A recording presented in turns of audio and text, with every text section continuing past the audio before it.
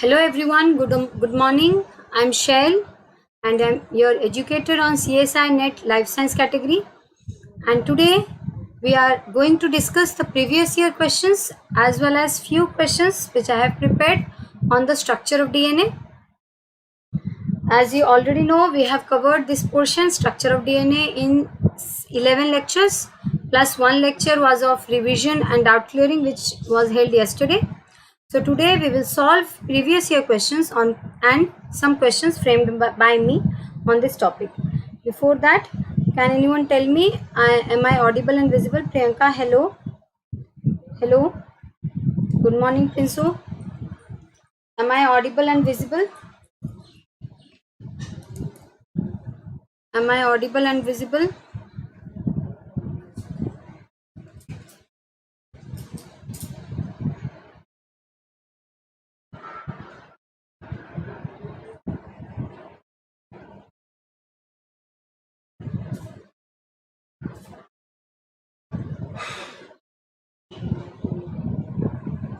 Am I audible and visible?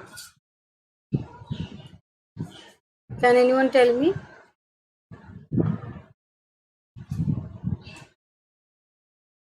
Am I audible and visible to all of you?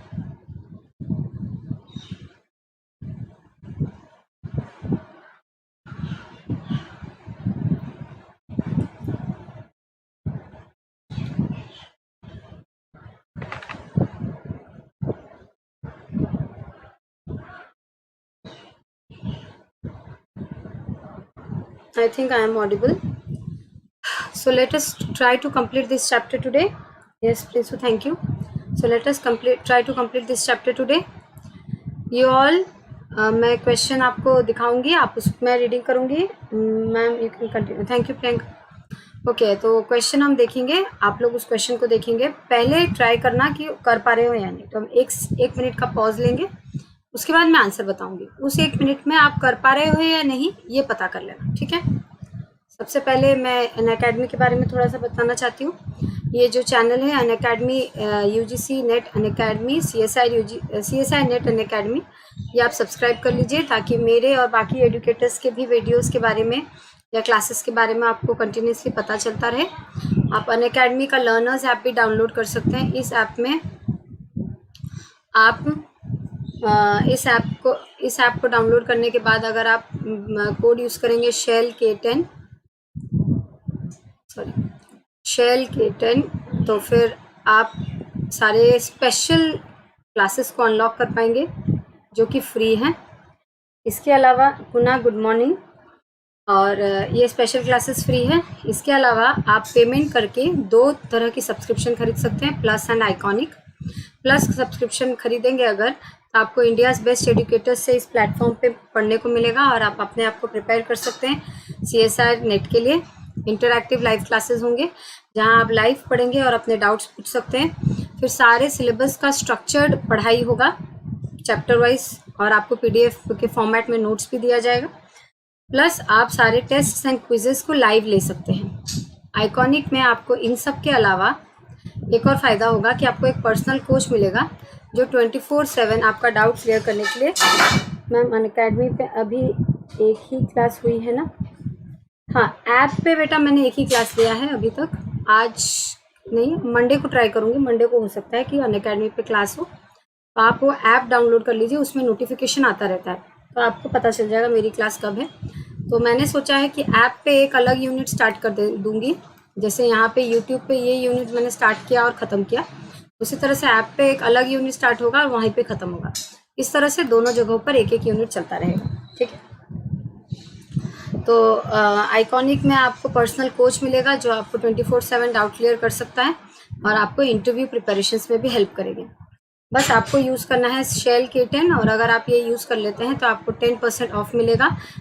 अपने जब last में आप payment कर लेंगे चेकआउट के टाइम में, आपको 10% ऑफ मिलेगा. Shail K10 SHAIL.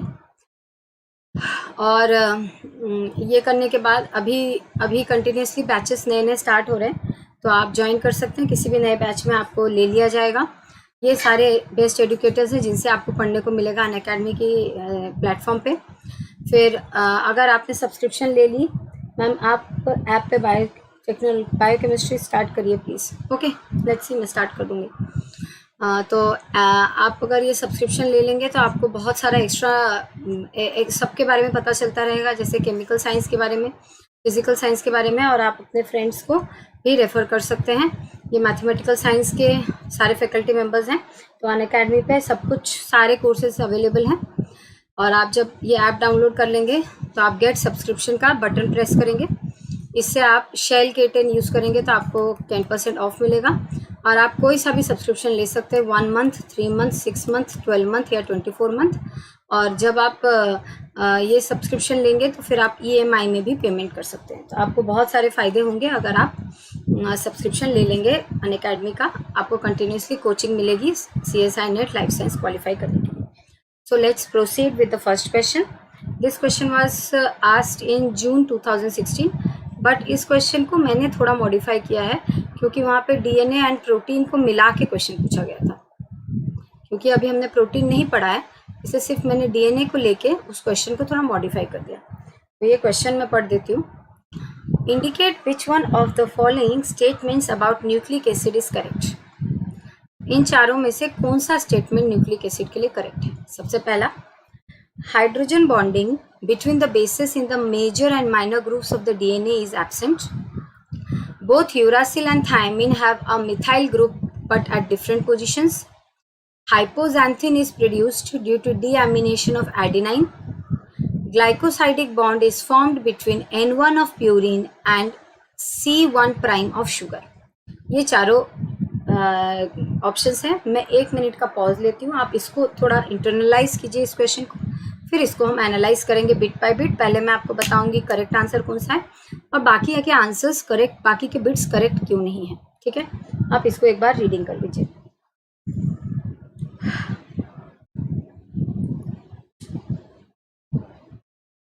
लेकिन आपको जल्दी जल्दी रिप्लाई करना पड़ेगा। जैसे आप ये रेडी हो जाते हैं रीडिंग करके, या तो चाहे तो मुझे आंसर लिख के भेज सकते हैं, नहीं तो यस भेज देंगे तो मैं समझ जाऊंगी कि you all are ready for the discussion. Answer लिखना मन है तो लिखिए, नहीं तो कोई बात, आप सीधे यस भेज दीजिए तो मैं जान जाऊंगी कि you all are ready for discussion और हम डिस्कशन स्टार्ट करेंगे।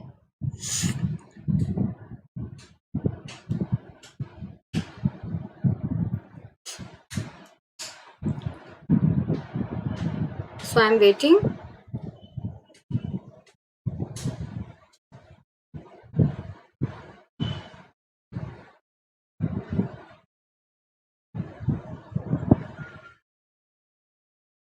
Okay, very good. Kuna and Priyanka, Kuna ने दिया है आंसर नंबर 4, बोला है करेक्ट। ठीक है, कुना ने दिया है आंसर नंबर 4 और प्रियंका ने दिया है answer number 2। Okay, let's proceed our discussion. सबसे पहला statement, hydrogen bonding between the bases in the major and minor group is absent. ये तो पूरा ही रॉन्ग है क्योंकि मेजर और माइनर ग्रुप का डायग्राम मैंने रखा है कहीं पे, देखिए ये माइनर ग्रुप है और ये मेजर ग्रुप है। मेजर ग्रुप माइनर ग्रुप क्यों बना था, हमने पढ़ा था। देखिए यहाँ पे तो हाइड्रोजन बॉन्डिंग है, हाइड्रोजन बॉन्डिंग नहीं होगी तो ये ADAM और AHA वाला जो केमिकल कंपोजिशन है वो कैसे आएगा। तो हाइड्रोजन बॉन्डिंग तो मेजर ग्रुप माइनर ग्रुप में प्रेजेंट है। ये तो बहुत ही गलत स्टेटमेंट है। Second, both uracil and thymine have a methyl group but at different positions. देखिए यहाँ पे मैंने सारे नाइट्रोजनियस बेसिस रखे हैं। पहले मैं यूरासिल दिखा देती हूँ, ये यूरासिल है एंड ये थायमिन है। ठीक है, ये क्या बोल रहा है कि दोनों में मिथाइल ग्रुप प्रेजेंट है। तो पहले थायमिन को चेक करते हैं, तो यस यहाँ पे मिथाइल ग्रुप प्रेजेंट है। अब यूरासिल को चेक करते हैं, क्या यहाँ पे मिथाइल ग्रुप प्रेजेंट है, नहीं है, तो ये वाला स्टेटमेंट भी रॉन्ग होगा। Next, hypoxanthine is produced due to deamination of adenine. ये वाला तो जिसको डीएमिनेशन का स्लाइड मैंने पढ़ाया था उसको याद होगा, वही कर पाएगा। प्रिंसू ने कहा है कि 4th वन रॉन्ग है। Okay, let's see. तो प्रिंसू और कुना ने कहा है कि question number 4 option number 4 correct है। Okay, let's see. Hypoxanthine is produced due to deamination of adenine. तो हमें डीएमिनेशन वाली स्लाइड को देखना पड़ेगा कि डीएमिनेशन होने से कौन सा बेस क्या बन जाता है। Let's see that slide. देखिए यहाँ पे डीएमिनेशन होने से साइटोसिन हो जाता है यूरासिल में। डीएमिनेशन का मतलब अमीनो ग्रुप रिमूवल होना। तो देखो साइटोसिन यूरासिल में कन्वर्ट हो गया, 5 मिथाइल साइटोसिन थायमिन में, और एडेनाइन का अगर मिथाइल ग्रुप हट जाता है तो वो हाइपोजैंथिन में कन्वर्ट हो जाता है। और मैंने आपको बताया था कि भले ये दोनों आप अगर भूल भी जाओगे तो चलेगा, लेकिन एडेनाइन हाइपोजैंथिन में कन्वर्ट होता है और ग्वानाइन जैंथिन में कन्वर्ट होता है, वो बात याद रखना। तो एडेनाइन हाइपोजैंथिन में कन्वर्ट होता है, तो हमारा आप ऑप्शंस पे आते हैं। Hypoxanthine is produce due to deamination of adenine, yes this is correct. मेरा पेन कहाँ चल रहा है? Yes, this is correct. The glycosidic bond is found between N1 of purine and C1 prime of sugar. ये तो बहुत ही wrong है, क्योंकि जो प्यूरिन्स है, प्यूरिन्स क्या है, प्यूरिन्स क्या क्या है हमारे? प्यूरिन है एडेनाइन ग्वानाइन, पायरिमिडिन क्या है? Cytosine uracil thymine. Adenine guanine क्या है हमारे? यहाँ पे है एडेनाइन ग्वानाइन। एडेनाइन ग्वानाइन का ये वाला carbon number 9, sorry nitrogen number 9 है, ये नाइट्रोजन नंबर 9 है, और ये सारे पायरिमिडिन से इनका नाइट्रोजन नंबर 1 है। तो मैंने क्या बताया था कि प्यूरिन छोटा वर्ड है, इसके एग्जाम्पल कम है, लेकिन इसका हाईएस्ट नंबर जो है नाइट्रोजन का वो ग्लाइकोसाइडिक बॉन्ड में आता है। पायरिमिडिन बड़ा वर्ड है, इसके एग्जाम्पल ज़्यादा हैं, लेकिन इसका छोटा वाला नाइट्रोजन नंबर वाला आता है। तो प्यूरिन का N9 लगता है शुगर के साथ में ग्लाइकोसाइडिक बॉन्ड बनाने के लिए, यहाँ पे दिया है N1, तो ये भी रॉन्ग है। तो करेक्ट आंसर है 3। हो गया? आप लोगों को समझ में आया सारा एनालिसिस करने के बाद में कैसे क्वेश्चंस आते हैं? देखिए थोड़ा सा मिस हो जाएगा तो प्रॉब्लम हो जाएगा। देखिए अगर बाई चांस समझ लीजिए आपको ये याद भी नहीं है, बाई चांस ये आपके दिमाग से निकल गया, बाकी चीज़ें तो याद रहेंगी, ये तो पक्का पता है आप लोगों को करेक्ट नहीं है। मैंने आपको बोला है सारे नाइट्रोजनियस बेसिस का स्ट्रक्चर पढ़ के जाओ, तो ये भी आपको पता चल जाएगा। ये ट्रिक से तो आपको ये पता होना चाहिए, ये भी पता चल जाएगा। तो भले आप इसको भूल जाएं कि हाइपोजैंथिन बनता है डीएमिनेशन ऑफ एडेनाइन के, फिर भी आप इसको आंसर कर सकते हैं, क्योंकि बाकी की 3 चीज़ें आपको याद रहेंगी। ठीक है, क्लियर हुआ सबको? फटाफट आंसर करना होगा, नहीं तो ये सेशन और डिले होते जाएगा। Okay Prinsu, thank you. चलिए, तो जून 2016 का ये वाला क्वेश्चन को मैंने थोड़ा मॉडिफाई किया है, क्योंकि 2 ऑप्शंस को मैंने अलग कर दिया है, क्योंकि प्रोटीन के ऑप्शंस भी थे उसमें। अब नेक्स्ट क्वेश्चन, ये पूरा एग्जैक्ट वही क्वेश्चन है, ये भी जून 2019 में आया था। ये टोपो आइसोमरेज के ऊपर है। ये क्वेश्चन थोड़ा ध्यान से पढ़िए। यहाँ पे टोपो आइसोमरेज का कॉन्सेप्ट है, लेकिन थोड़ा अलग तरीके से क्वेश्चन पूछा गया है बच्चे, ताकि छोड़ दे कंफ्यूज होके। देखिए, as topo isomerases play an important role during replication. मैंने बताया था टोपो आइसोमरेज क्या करता है। तो टोपो आइसोमरेज लिंकिंग नंबर अगर चेंज हो गया है तो उसको वापस से ठीक कर देता है। मतलब टोपो आइसोमरेज क्या करता है? ट्विस्ट या रीथ को सॉल्व करता है। कैसे? डीएनए के स्ट्रैंड्स में कट करके। तो topo isomerases play an important role during replication. ये तो मैंने बताया था कि जब रेप्लिकेशन होता है तो दोनों स्ट्रैंड्स को खोलने की कोशिश की जाती है। तो जहाँ पे रेप्लिकेशन हो रहा है उसके पीछे लिंकिंग नंबर बदल जाता है। ठीक है, तो टोपो आइसोमरेज का बहुत इंपॉर्टेंट रोल है रेप्लिकेशन में, क्योंकि टोपो आइसोमरेज जहाँ पे रेप्लिकेशन हो रहा है उससे पीछे वाले एरिया में अगर प्रॉब्लम को सॉल्व नहीं करेगा, लिंकिंग नंबर चेंज जो हुआ है उसको, तो रेप्लिकेशन आगे प्रोसीड ही नहीं करेगा। ठीक है, A large number of anti-cancer drugs have been developed that inhibit the activity of these enzymes. ठीक है, मतलब क्या बोल रहा है? ऐसे बहुत सारे एंटी कैंसर ड्रग्स निकले हैं जो कि कैंसर वाले सेल्स को मार देते हैं। क्या करके? टोपो आइसोमरेज को उनके इनहिबिट करके। क्योंकि अगर कैंसर सेल्स के हम टोपो आइसोमरेज को ma'am answer is also showing on the screen. हाँ, कोई बात नहीं, आप लोग पढ़िए, मैं सॉल्व करूँगी इसको आपके सामने। वो आंसर मत देखिए, आप देखिए कि सारे ऑप्शंस क्या हैं और क्यों वही आंसर आया। अगर पता चल गया, नहीं आया तो हम डिस्कशन कर लेंगे। ठीक है, मैं दिमाग से निकल गया, इसको रहने दिया मैंने, मैं स्क्रीनशॉट कर ली तो ये वाला रह गया। ओके, देखिए, तो एंटी कैंसर ड्रग्स में ये कॉन्सेप्ट लगाया जाता है कि एंटी कैंसर ड्रग्स कैंसर के सेल्स का टोपो आइसोमरेज को मार देंगे।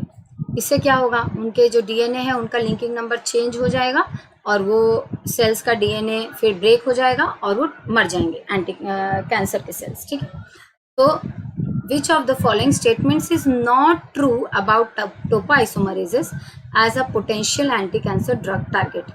तो एंटी कैंसर ड्रग्स जो है वहाँ उनका यहाँ पे टारगेट क्या है? उनका टारगेट है हमारा टोपो आइसोमरेज। अगर टोपो आइसोमरेज उनका टारगेट होगा तो इनमें से कौन से स्टेटमेंट होंगे जो करेक्ट नहीं है? As cancer cells are rapidly growing cells, they usually contain higher levels of topoisomerase.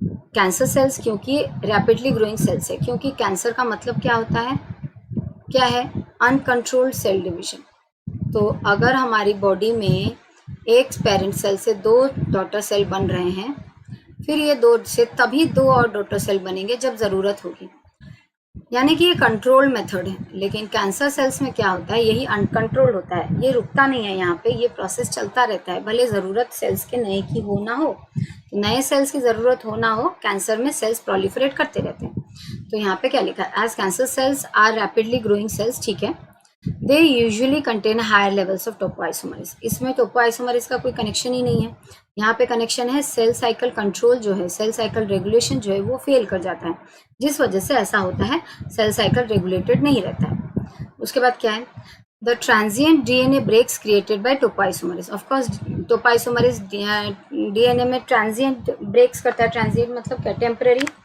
It is affected, yes. तो ट्रांजिएंट डीएनए ब्रेक्स जो टोपोआइसोमरेज करता है are usually converted to permanent breaks in the genome in the presence of topoisomerases targeted drugs. ये वाला question option देखिए कितना गलत है। यहाँ पे क्या बोल रहा है कि टोपोआइसोमरेज की वजह से जो ट्रांजिएंट कट्स होते हैं वो अपने आप ही सील हो जाते हैं अगर हम टोपोआइसोमरेज को मार देंगे उस सेल में। देखिए, the transient DNA breaks created by topoisomerases are usually converted to permanent break, seal नहीं होगा, सॉरी, वो परमानेंटली वैसा का वैसा रह जाएगा अगर टोपोआइसोमरेज मर जाएंगे उस सेल से। तो ऐसा तो नहीं है, वो जो टोपोआइसोमरेज जो ब्रेक करते हैं उसको वही सील करते हैं, वो परमानेंटली तो कभी नहीं रहेगा क्योंकि वो उसको सील करते हैं। तो यहाँ पे क्या बोल रहा है कि ट्रांजिएंट डीएनए ब्रेक्स जो है वो परमानेंट में कन्वर्ट हो जाता है अगर हम टोपोआइसोमरेज को उस सेल में मार देते हैं। तो ऐसा हो नहीं सकता, ठीक है। Next, as cancer cells often have impaired DNA repair pathways. और एक और बात, कैंसर सेल्स में एक तो सेल साइकिल रेगुलेशन फेल हो जाने की वजह से होता है, नहीं तो फिर उसका डीएनए जो है वो क्या होता है, उसमें कुछ प्रॉब्लम डेवलप कर जाती है, इम्पेयर्ड होता है उसका डीएनए। मतलब डीएनए में जैसे डीएमिनेशन हो गया तो उसको रिपेयर करना ज़रूरी है। अगर यही रिपेयर नहीं होगा तो वो डीएनए क्या है, इम्पेयर्ड फॉर्म में सेल में रह जाएगा और वो फिर कैंसर को लीड कर सकता है। तो क्या लिखा है, as cancer cells often have impaired DNA repair pathways, they are more susceptible towards topoisomerase targeted drugs. ऐसा तो कुछ नहीं है, कैंसर सेल्स का अगर डीएनए रिपेयर पाथवे खराब है तो उसका टोपोआइसोमरेज से कोई कनेक्शन नहीं है।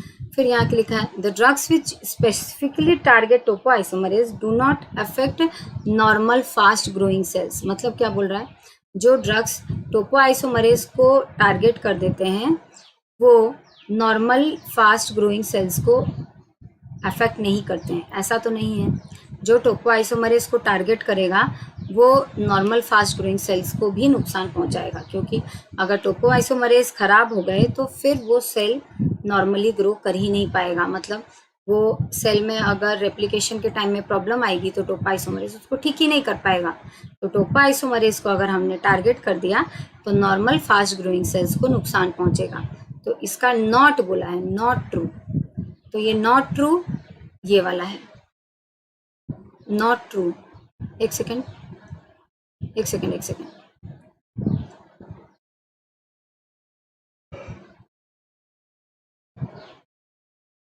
सेकेंड इसका आंसर देखने दो।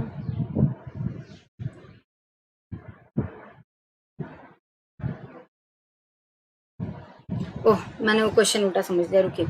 देखिए, ये बोल रहा है नॉट ट्रू, मतलब कि इसमें से हमें रॉन्ग ऑप्शन ढूंढना है, ठीक है। तो रॉन्ग ऑप्शन ढूंढना है।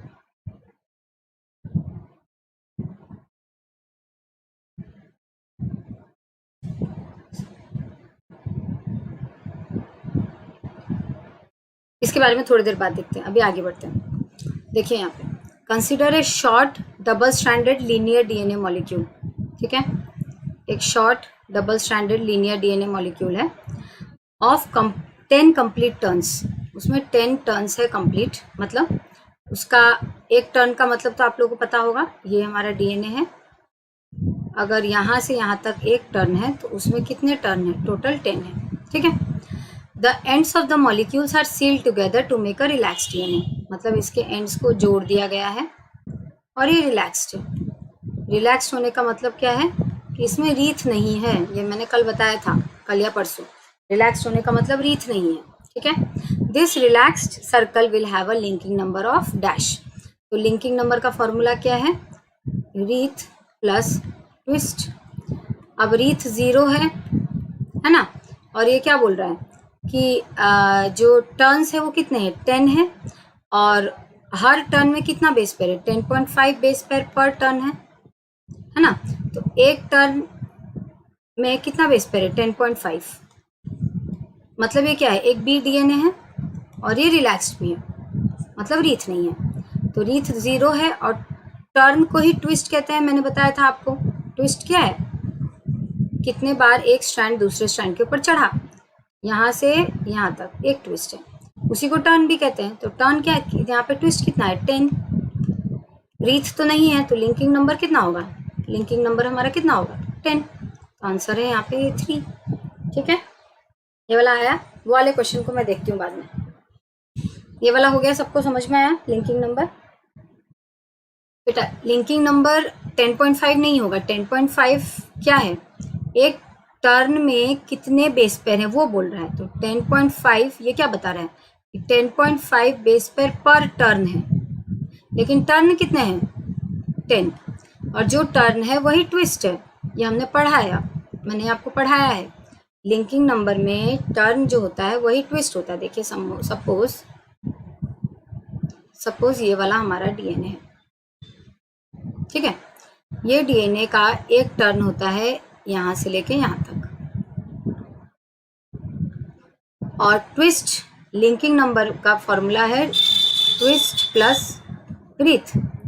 तो जो ट्विस्ट है वही टर्न है, तो यहाँ पे कितना बोल रहा है, टर्न या ट्विस्ट 10 है, और रीथ 0 है। क्यों, क्योंकि ये बोल दिया है कि रिलैक्स्ड सर्कल है, और उसके बाद सेकेंड हिंट और दिया है कि 10.5 बेस पेयर से। तो 10.5 बेस पेयर किस में होते हैं, बी डीएनए में, और अगर बी डीएनए रिलैक्स्ड होता है तो उसमें रीथ कितना होता है, 0। इसलिए हमको पता चल गया कि linking number is equal to twist plus writhe. Twist कितना है 10, रीथ कितना है 0, तो लिंकिंग नंबर कितना हो गया 10। आया समझ में, ठीक है, कोई बात नहीं, आगे बढ़ते हैं। In mammals CG rich sequences are usually methylated as C। देखो यहाँ पे मिथाइलेशन आ गया। CG rich sequences are usually methylated at C, ये तो आप लोगों को पता है। यूकैरियोट्स के केस में CG आइलैंड में C को मिथाइलेट कर दिया जाता है, ये आप लोगों को मैंने सिखाया था। Which is a way of marking genes for silencing. उसके बाद मैंने बताया था जीन साइलेंसिंग में ये हेल्प करता है। मतलब क्या है, हमने क्या देखा था कि हमारे डीएनए में 70 से 80% जगहों पर जहाँ पर CG पाया जाता है, CG मतलब जैसे कि ATCG, TTC, TCG, यहाँ पे जहाँ पे भी CG कंटिन्यूसली है वहाँ पे C को मिथाइलेट किया जाएगा। इन दोनों जगह पे C को मिथाइलेट किया जाएगा, ना कि यहाँ पे मिथाइलेट नहीं होगा, यहाँ पे और यहाँ पे मिथाइलेट होगा। वैसा ज़रूरी नहीं है कि डीएनए में जहाँ पे भी CG है वो सारा मिथाइलेट हो जाएगा, ऐसा नहीं है। डीएनए में जहाँ जहाँ CG है उसका 70 से 80% C को मिथाइलेट कर दिया जाता है, एक मिथाइल को ऐड कर दिया जाता है, ठीक है। और जो भी मिथाइलेशन है उसका भी मैक्सिमम पोर्शन देखा गया है प्रोमोटर्स में। प्रोमोटर क्या है, तो जिस जीन को ट्रांसक्रिप्शन करना है उसके आगे में, उसके स्टार्ट साइड से पहले प्रोमोटर होता है। प्रोमोटर वो सीक्वेंस है डीएनए का जिसके साथ आरएनए पॉलीमरेज बाइंड करता है और ट्रांसक्रिप्शन करता है। अगर प्रोमोटर के रीजन में सारे C को हम मिथाइलेट कर देंगे तो वो जीन कभी भी ट्रांसक्रिप्शन नहीं होगा, मतलब वो जीन साइलेंस हो जाएगा। ये मैंने पढ़ाया है आपको, क्योंकि मिथाइलेशन करने के बाद में साइटोसिन का नेचर बदल जाता है और वहाँ पे आरएनए पॉलीमरेज और बाइंड नहीं कर सकता। तो मिथाइलेशन करने से हम जीन साइलेंसिंग कर सकते हैं। जीन साइलेंसिंग मतलब क्या होता है, जैसे कि हमारे हार्ट के सेल में और किडनी के सेल में अलग अलग डीएनए से अलग अलग ट्रांसक्रिप्शन होगा, मतलब अलग अलग जीन का ट्रांसक्रिप्शन होगा। ऐसा ज़रूरी नहीं है कि हमारे बॉडी के हर सेल में हर जीन का ट्रांसक्रिप्शन हो। क्यों, क्योंकि जैसे कि हार्ट के सेल में कौन से प्रोटीन्स का ट्रांसक्रिप्शन होना ज़रूरी है। हार्ट के सेल में जो हमारा कॉन्ट्रैक्शन रिलैक्सेशन होता है, एक्टिन मायोसिन, उन प्रोटीन्स का ट्रांसक्रिप्शन यानी कि उन प्रोटीन्स को बनना ज़रूरी है, क्योंकि हार्ट का काम क्या है, कंटिन्यूसली बीट करना, कॉन्ट्रैक्ट रिलैक्स करना हार्ट के मसल्स का। तो हार्ट के मसल्स का काम है कंटिन्यूसली रिलैक्स और कॉन्ट्रैक्ट करना, इसलिए कॉन्ट्रैक्ट और रिलैक्स करने वाले प्रोटीन्स वहाँ पे ज़्यादा बनेंगे, तो वो वाले डीएनए या वो वाले जीन वहाँ पे काम करेंगे। लेकिन वही किडनी को क्या हार्ट की तरह कॉन्ट्रैक्ट रिलैक्स करना होता है? नहीं। तो किडनी में वो जीन ही बनेंगे जो किडनी को ज़रूरत है। जैसे कि किडनी का काम क्या है, टॉक्सिन्स को बाहर करना, फॉर एग्जाम्पल लिवर, ठीक है, एग्जाम्पल ले लेते हैं, टॉक्सिन को बाहर करना किडनी को। नहीं तो किडनी का काम क्या है, हमारे सॉल्ट्स एंड वाटर के लेवल को मेंटेन करना। तो ये सॉल्ट्स एंड वाटर को लेवल को मेंटेन करने के लिए जिन प्रोटीन्स की जो नेसेसिटी होगी ये उसको बनाएगा, और हार्ट उन प्रोटीन्स को बनाएगा जो उसके कॉन्ट्रैक्ट रिलैक्स करने में उसको हेल्प करेगा। तो किडनी में वो प्रोटीन्स को साइलेंट करना ज़रूरी है, उन प्रोटीन्स के जीन को साइलेंट करना ज़रूरी है जो कि एक्टिन मायोसिन या हार्ट कॉन्ट्रैक्ट रिलैक्स करने में हेल्प करते हैं। उसी तरह से हार्ट में उन जीन्स को साइलेंट करना ज़रूरी है जो कि सॉल्ट और वाटर कॉन्सेंट्रेशन को मेंटेन करते हैं। तो जीन के साइलेंसिंग डिपेंड करता है किस टिश्यू में किस सेल, कौन सा सेल है। तो एक वर्ड है हाउस कीपिंग जीन्स, ये आपने पढ़ा होगा क्लास 12 में। हाउस कीपिंग जीन्स का मतलब क्या होता है? हाउस कीपिंग जीन्स वो जीन्स है जो कि हर सेल के लिए ज़रूरत है, जैसे कि ग्लाइकोलिसिस तो हर सेल में होगा, भले वो हार्ट हो या किडनी हो। तो ग्लाइकोलिसिस में जो एंजाइम्स चाहिए होंगे उनका ट्रांसक्रिप्शन, तो मतलब उन प्रोटीन्स का ट्रांसक्रिप्शन तो हर सेल में ज़रूरी है, उसको बोलते हैं हाउसकीपिंग जीन। तो आप क्वेश्चन पढ़ते हैं, in mammals CG rich sequences are usually methylated at C, which is a way for making genes for silencing, marking genes for silencing. Although the promoters of housekeeping genes are often associated with CG islands, yet they are expressed in mammals. Which of the following best explains it? मतलब क्या बोल रहा है कि CG island जो होता है, जो वहाँ पे भी CG सीक्वेंसेस होते हैं, उसे मिथाइलेट करके हम जीन साइलेंसिंग कर सकते हैं। लेकिन हाउसकीपिंग जीन्स के प्रमोटर्स में भी CG होता है, लेकिन वह फिर भी हाउसकीपिंग जीन्स एक्सप्रेस करते हैं। तो इस सेंटेंस को कौन सबसे अच्छा एक्सप्लेन कर सकता है? आपको ये लाइन पढ़ना होगा, 2-3 बार पढ़िए इसको, पढ़िए, फिर मैं आगे के ऑप्शंस को पढ़ती हूँ। पहले ये 2-3 लाइन ये 2 लाइन को बार बार पढ़िए, इसको रीडिंग कीजिए इसको। Although the promoters of housekeeping genes are often associated with CG islands, मतलब जो हाउसकीपिंग जीन्स है जिन्हें हर सेल में बनना ज़रूरी है, जिन प्रोटीन्स को हर सेल में बनना ज़रूरी है, उनके प्रमोटर्स में भी तो CG आइलैंड होते हैं। उनका क्या होता है? क्या उन्हें मिथाइलेट किया जाता है? नहीं किया जाता है, क्योंकि अगर CG को मिथाइलेट कर देंगे तब तो वो जीन बनेगा ही नहीं, लेकिन हाउसकीपिंग जीन्स को तो हर सेल में बनना ज़रूरी है। तो फिर कौन सा पॉइंट हमको एक्सप्लेन करेगा? सबसे पहला क्या है, देखिए, methylation of cytosine does not prevent the binding of RNA polymerase 2 with the promoter, so housekeeping genes are expressed. ये क्या बोल रहा है? सबसे बेस्ट कौन एक्सप्लेन कर रहा है इसको? तो methylation of cytosine does not prevent the binding of RNA polymerase 2।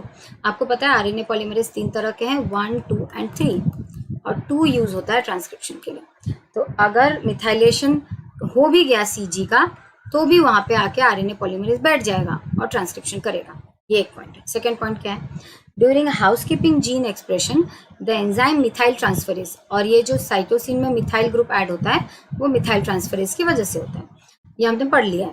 During housekeeping gene expression the enzyme methyl transferase is temporarily silenced by miRNA यानी micro RNA, thus shutting down global methylation.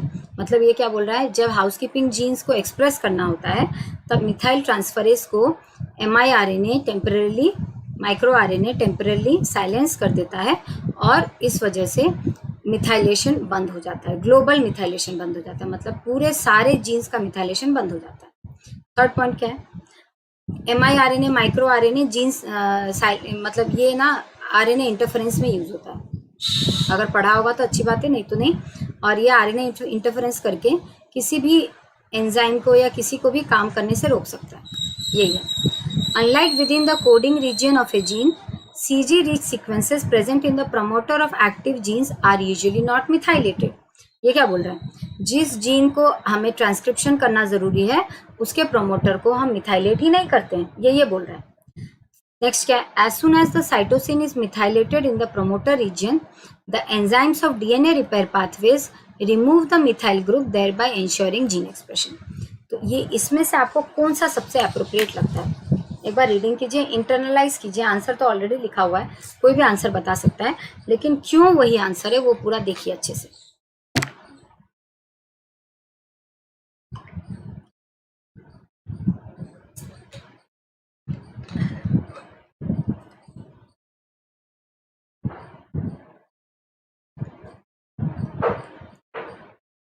देखिए पहले एक बार internalise कीजिए सारे question को, फिर से मैं एक बार बोलूंगी.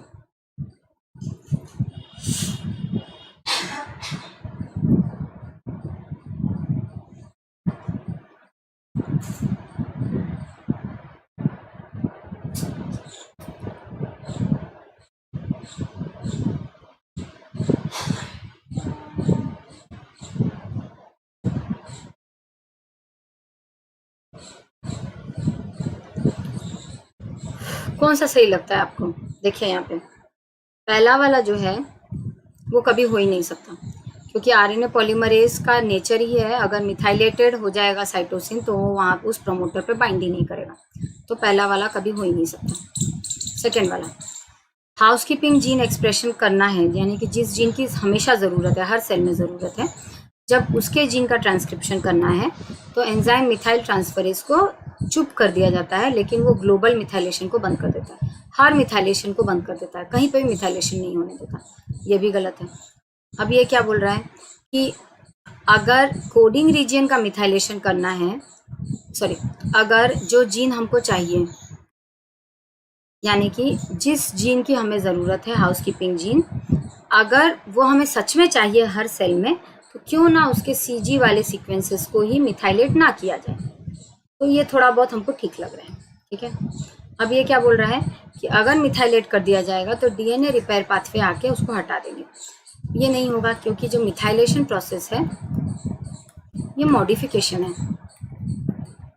इसके लिए DNA रिपेयर पाथवे अगर एक्टिव रहेगा तो ये जहाँ पे भी ऐसा होगा उसको तो हटा देगा. DNA रिपेयर पाथवे अगर मिथाइलेशन को एज एन एरर देखेगा तो ये तो हर DNA के मिथाइलेशन को हटा देगा. तो इससे तो हमारी जीन साइलेंसिंग हो ही नहीं पाएगी. इसीलिए जो करेक्ट आंसर लग रहा है वो 3 है. देखो आया समझ में? जल्दी जल्दी आंसर कर दो तो मैं आगे बढ़ूंगी.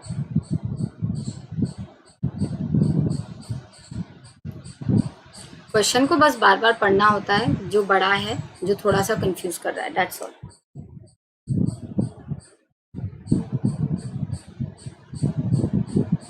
ठीक है, मैं आगे बढ़ूं. मैंने कहा था प्रिंसु, क्या बेटा कौन सा वाई लग रहा है आपको, कौन सा ऑप्शन आपको ये क्यों सही है वो बोल रहे हो आप? देखिए पहला वाला जो ऑप्शन है कि methylation of cytosine does not prevent the binding of RNA polymerase two the promoter. अगर ऐसा होता कि मिथाइलेशन होने के बाद भी RNA पॉलीमरेज बाइंड कर जाता तो RNA पॉलीमरेज सिर्फ ये हाउसकीपिंग जीन के लिए क्यों करता, वो तो फिर सबके साथ ऐसा करता. तो हम जीन को साइलेंस कैसे करते हैं?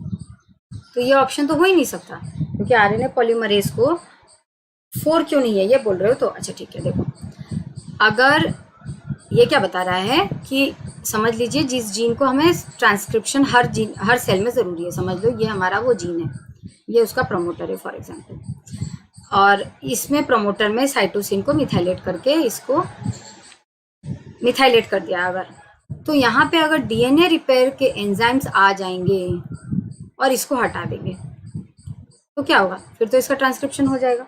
लेकिन इसके लिए तो DNA रिपेयर पाथवे को मिथाइलेटेड साइटोसिन को एज एन एरर देखना पड़ेगा. अगर DNA repair pathway methylated cytosine को एज एन एरर देखने लग जाएंगे तो वो तो हर जगह से इसको हटा दिया करेंगे. तो आप कहीं पे भी मिथाइलेट करोगे जहाँ पे आपको उस जीन की सच में ज़रूरत नहीं है, और अगर आप वहाँ पे मिथाइलेट करोगे तब तो DNA रिपेयर पाथवे आके उसको हटा देगा, तब तो ये प्रॉब्लमेटिक है. तो DNA रिपेयर पाथवे उसको आइडेंटिफाई ही नहीं करता एज एन एरर, अगर करेगा तो ये तो हर जीन से उसको मिथाइलेशन को हटा देगा साइटोसिन के, और हर जीन में मिथाइलेशन हट जाएगा, हर जीन एक्सप्रेस करने लग जाएगा हर सेल में। इससे इतना बड़ा कंफ्यूजन क्रिएट कर जाएगा। इसलिए जिस सेल को जिस जीन की ज़रूरत होती है वही जीन ट्रांसक्राइब या वही जीन एक्सप्रेस करता है। Am I clear Prinsu?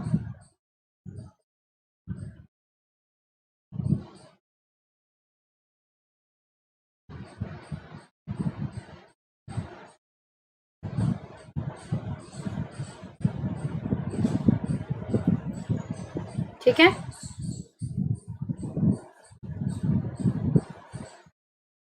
Okay, thank you Priyanka. Prinsu, आगे बढ़ते हैं। ये क्वेश्चन मैंने बनाया है, the following statements are made, which one of the following combination is correct? Major groove of DNA accommodates several common structural motifs in protein than minor groove। मतलब major groove में जो भी प्रोटीन्स बाइंड करते हैं, major groove में वो proteins को major groove ज़्यादा अच्छे से बाइंड करता है सारे प्रोटीन्स के साथ। बस ये पहला वाला पॉइंट का मतलब है। सेकेंड पॉइंट क्या है? Glycosyl bond formation in A DNA is anti. अब यहाँ पे पुरानी चीज़ें हमें पढ़नी पड़ेंगी। ग्लाइकोसाइल बॉन्ड फॉर्मेशन दो तरह का मैंने सिखाया था आपको, एंटी और सिन, है ना। एंटी सिन क्या होता है? देखिए यहाँ पे ये शुगर है, ये हमारा नाइट्रोजनियस बेस है, और ये हमारा ग्लाइकोसाइडिक बॉन्ड है। ठीक है, अब ये जो नाइट्रोजनियस बेस है ये क्या है? ये एक प्यूरिन है।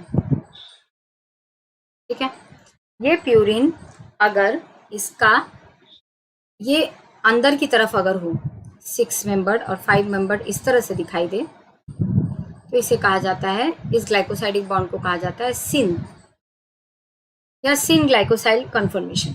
अगर यही 6 मेंबर्ड रिंग बाहर है और 5 मेंबर्ड अंदर है तो इसको कहा जाता है एंटी, क्योंकि ये वाला बॉन्ड रोटेट कर सकता है। तो ये या तो इस तरफ रहेगा या तो इस तरफ रहेगा। इस तरफ रहने से इसको बोलते हैं कि ये शुगर के पास है 6, इसलिए सिन कहते हैं। बाहर होने से इसको एंटी कहते हैं क्योंकि ये शुगर से दूर है। ये तो मैंने पढ़ा दिया था आपको। सिन और एंटी कन्फर्मेशन किस केस में? In case of pyrimidine. ठीक है, अब sorry, in case of purine syn anti conformation अभी हमने किसके केस में पढ़ा? प्यूरिन के केस में। अब हम पढ़ेंगे syn anti conformation in case of pyrimidine. अब ये देखिए, ये क्या है? एक पायरिमिडिन है। पायरिमिडिन के पायरिमिडिन कौन कौन से हैं? CUT, cytosine, uracil, thymine. ये तीनों के तीनों क्या है? सिंगल रिंग है, सिंगल रिंग स्ट्रक्चर है। और ये जो है ये कार्बोनिल कार्बन है। अगर ये कार्बोनिल कार्बन इस पोजीशन का दूर में हो, बाहर की तरफ हो, तो इसको कहा जाता है एंटी। अगर ये अंदर की तरफ हो तो इसको कहा जाता है सिन। तो सिन और एंटी समझ में आया? पायरिमिडिन में किस केस में बोला जाता है और प्यूरिन में किस केस में बोला जाता है समझ में आप लोगों को? पायरिमिडिन में किस केस में बोला जाता है, प्यूरिन में किस केस में? प्यूरिन में किस केस में किस बेसिस पे कहा जाता है? 6 मेंबर्ड रिंग अगर अंदर की तरफ हो तो उसे कहा जाता है सिन, बाहर की तरफ हो तो उसे कहा जाता है एंटी। पायरिमिडिन में ये जो सेकेंड कार्बन है C2 ऑक्सो बोल सकते हो, तो सेकेंड कार्बन या कार्बोनिल कार्बन बोल सकते हो, जो कि सेकेंड कार्बन है, वो अगर बाहर की तरफ हो तो वो एंटी है, अंदर की तरफ हो तो सिन है। सिन एंटी समझ में आया था आप लोगों को? यस। फिर हमने एक टेबल देखा था कि किस केस में कैसा होता है ना।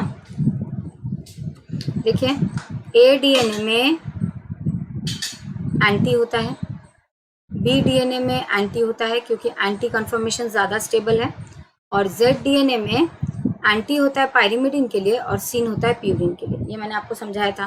पायरिमिडिन क्या है? कट है, तो कट के लिए वो एंटी होता है, और प्यूरिन क्या है? एडेनाइन ग्वानाइन, तो उसके लिए सिन होता है। इसके पीछे का रीज़न वगैरह मैंने बताया था, ये तो समझने के लिए था। तो हमारा A फॉर्म का एंटी है glycosyl bond formation, B form का एंटी है, और Z फॉर्म का एंटी है पायरिमिडिन के लिए, और सिन है प्यूरिन के लिए। ये हमने देखा था। इसके अलावा रीज़न क्या देखा था, और एक पॉइंट क्या देखा था कि हमेशा प्यूरिन्स जो है वो दो फॉर्म में हो सकते हैं, एंटी सिन, लेकिन जो पायरिमिडिन्स है वो ज़्यादातर एंटी ही होते हैं। मतलब ये जो डायग्राम है, हमेशा पायरिमिडिन हमारे DNA में एंटी ही होता है, लेकिन प्यूरिन सिन और एंटी दोनों बना सकता है। ये हमने देखा था, पढ़ा था इस बारे में। क्यों ऐसा क्यों होता है? Due to steric hindrance. यहाँ देखिए, ये जो C2 प्राइम कार्बन है ना, ये जो ऑक्सो ग्रुप है, ये शुगर के साथ में अगर अंदर की तरफ रहता है, अगर यही यहाँ होता, ये ऐसा हो जाता, ऐसा इमेजिन कीजिए, ऐसा अगर स्ट्रक्चर में लगा होता है यहाँ पे, तो ये अनस्टेबल हो जाता, स्टेरिक यहाँ पे हिंड्रेंस आ जाता। स्टेरिक हिंड्रेंस होने की वजह से, इस वजह से हमेशा पायरिमिडिन इसी फॉर्मेट में होता है, सिन फॉर्मेट में, यानी सॉरी एंटी फॉर्मेट में ही होता है हमेशा। पायरिमिडिन हमेशा एंटी फॉर्मेट में होता है, लेकिन उसका सीन क्या है हम समझ गए हैं। पायरिमिडिन का सीन एंटी हम जानते हैं, लेकिन वो होता किस में है? ज़्यादातर एंटी में, ठीक है। और प्यूरिन सीन और एंटी दोनों में प्रेजेंट होता है, लेकिन हमारा शुगर BDNA और ADNA, हमारा तो BDNA है, BDNA और ADNA एंटी को फेवर करता है, ठीक है। ये हमने देखा था। आप क्वेश्चन देख लेते हैं। Glycosyl bond formation in ADNA is anti, ये भी ठीक है, ये भी ठीक है। The edge of an AT base pair displays the following chemical groups in the following order in the major group ADM AM। ये तो हमको याद करना पड़ेगा। तो ये क्या बोल रहा है? The edge of an AT base pair, यहाँ पे देखिए ये एक AT base pair है, ये AT base pair है, और ये मेजर ग्रुप में किसको किसको एक्सप्लोज किया है? ADAM को, ये हमने पढ़ा था। ये एक एक्सेप्टर है हाइड्रोजन बॉन्ड का, ये डोनर है हाइड्रोजन बॉन्ड का, ये एक एक्सेप्टर है हाइड्रोजन बॉन्ड का, और ये मिथाइल ग्रुप है। तो मेजर ग्रुप में यहाँ पे कौन से ग्रुप्स एक्सपोज हैं? ADAM। तो ये भी आंसर ठीक है, ये ऑप्शन भी ठीक है। अब DNA positively supercoiled in case of human beings, ये तो गलत है, क्योंकि DNA क्या होता है? लिविंग ऑर्गेनिजम्स में, ऑलमोस्ट ऑल लिविंग ऑर्गेनिजम्स में नेगेटिवली सुपरकॉइल्ड होता है, सिर्फ थर्मोफाइल्स में पॉजिटिवली सुपरकॉइल्ड होता है। तो यहाँ पे क्वेश्चन क्या पूछ रहा है? विच of the following combination is correct? कौन सा कॉम्बिनेशन करेक्ट है? ये वाला 1, 2 एंड 3। क्या आप लोग को समझ में आया यह चीज़? सुपर कॉइलिंग तो याद होगा आपको कि DNA जो लिविंग ऑर्गेनिजम्स में होता है, उसका ट्विस्ट जो होता है वो थोड़ा ढीला होता है, लंबा होता है, ज़्यादा होता है, नंबर ऑफ ट्विस्ट ज़्यादा होता है, उनका लेंथ जो होता है, सॉरी नंबर ऑफ ट्विस्ट कम होता है, सॉरी, और उसका लेंथ जो होता है वो ज़्यादा होता है, ताकि ये जब ये स्ट्रैंड जब सेपरेट करे तो ये कुछ देर तक बर्दाश्त कर सके इस लिंकिंग नंबर के चेंज को। टोपा आइसोमरेज इतना ना आए। Prinsu, which one is correct? Yes, okay, proceed, thank you। तो अब ये वाला क्वेश्चन, ये वाला नेट का क्वेश्चन है, डायरेक्ट उठाया गया है। Following table list the 2 major forms of DNA duplexes, that is A form and B form. अब ये बोल रहा है कि ये इसमें से किसका कौन सा प्रॉपर्टी है, और यहाँ पे हमें ये दोनों को मैच करके दिया गया है और पूछा गया है कौन सा ठीक है। तो देखते हैं A फॉर्म और B फॉर्म का क्या क्या क्वेश्चन है वो पहले देख लो, और यहाँ पे उसको लिख लो कंफ्यूज होने से पहले। यहाँ पे कन्फर्मेशन पूछा गया है, सिन और एंटी, तो हम पहले ही लिख लेते हैं कि A का क्या होता है? सिन, सॉरी, A का क्या होता है? एंटी। B का क्या होता है? एंटी। ये हमने देखा था ना अभी थोड़ी देर पहले। A का होता है एंटी, B का होता है एंटी, ठीक है। तो हमने A एंटी, B एंटी पहले ही लिख लिया। तो एंटी कन्फर्मेशन का आंसर हमें अब प्रॉब्लम क्रिएट नहीं करेगा, ये हम चेक कर लेंगे अपने आप ही। अब ये वाला देखना है कि wide major group, narrow major group, ये तो याद करने वाली बात है, ये मैंने सिखाया भी था आपको। देखिए A का क्या है? Narrow but deep, wide and intermediate depth. मतलब जो मेजर ग्रुप है A का वो कैसा है? Narrow and broad. मैं यहाँ पे लिख लेती हूँ। A का क्या है? Narrow but broad major group. अब A का माइनर ग्रुप कैसा है वो चेक कर लेते हैं। A का माइनर ग्रुप कैसा है? अच्छा, मेजर ग्रुप है नैरो और माइनर ग्रुप है ब्रॉड, तो वही लिखा है मैंने। A का मेजर ग्रुप है नैरो और माइनर ग्रुप है ब्रॉड, ये हमने चेक कर लिया। अब B का देखते हैं। B का है क्या? Wide and narrow. तो B का है वाइड है मेजर ग्रुप, नैरो है माइनर ग्रुप, ये आपको याद है। और ऐसे चीज़ों में क्या करना, ऑप्शन देख के कंफ्यूज हो जाओगे, इससे पहले ही से जो तुमको याद है उसको लिख लो। मैंने लिख लिया। अब यहाँ पे हम लोग खाली मैच करते हैं, मैच द कॉलम, ठीक है। शिट, मैंने डिलीट कर दिया, कोई नहीं। तो A फॉर्म क्या है? एंटी है।